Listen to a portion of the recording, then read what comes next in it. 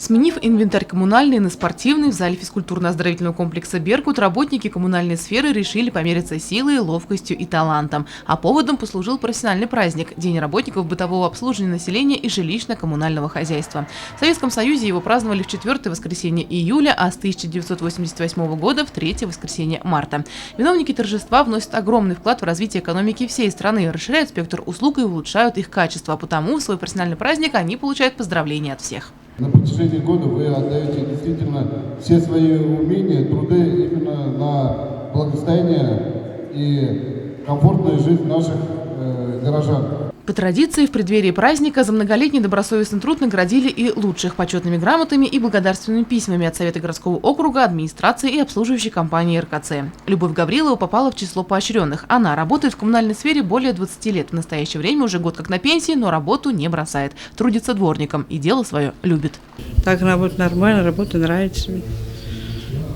Как вообще сибайцы относятся к труду дворников? Вы же, наверное, видите, знаете. Нормально относятся, не знаю, мой участок мне хорошо относится. Все, кто живет на квартире, все хорошо относятся ко мне. Вот скажите, от чего зависит хороший труд коммунального работника? Ну, от настроение какое есть, такое зависит сами от себя. Тем временем 4 команды по 10 человек каждая уже выясняют самых спортивных людей в коллективе. Всего им предстояло пройти 8 этапов. Эстафеты оказались несложные, а даже наоборот. Азарт и положительные эмоции они вызвали у всех присутствующих.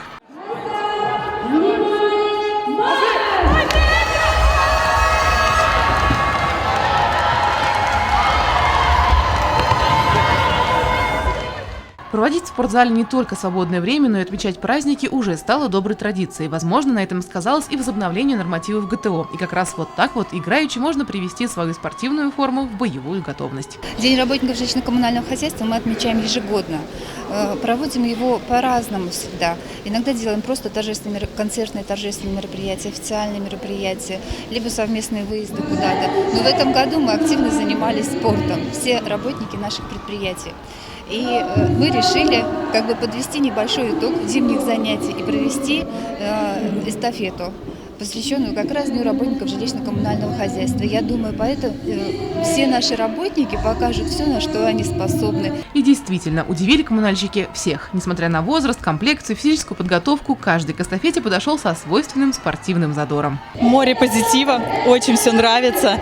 Ну и как не поболеешь за свою команду. Очень интересно, нравится. Мы активные болельщики. Весело, первый раз такой у нас.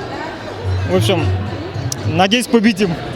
Хороший, нравится прям. Я вообще в шоке.